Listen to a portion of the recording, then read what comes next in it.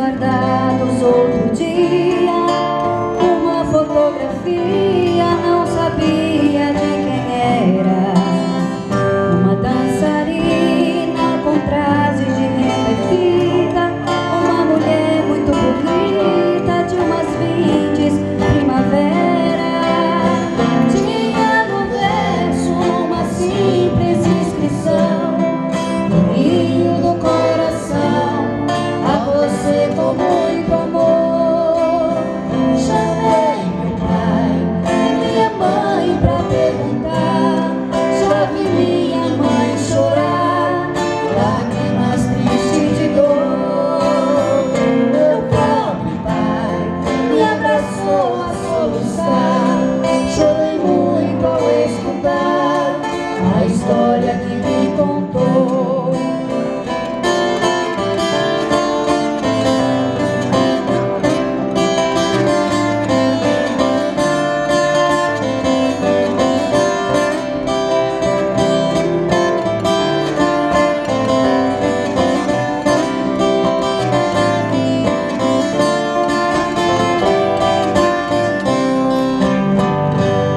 Querido filho, não fique apreensivo, somos seus pais adotivos, mas vivemos pra te amar.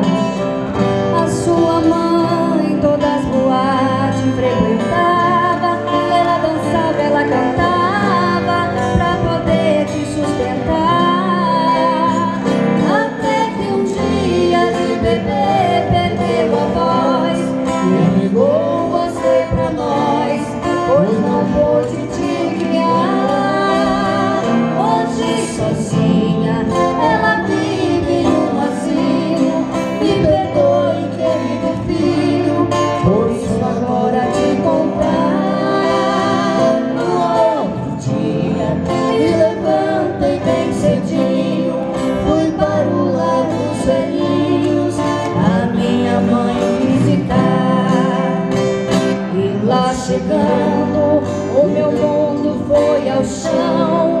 Mãezinha do coração, não pôde me esperar.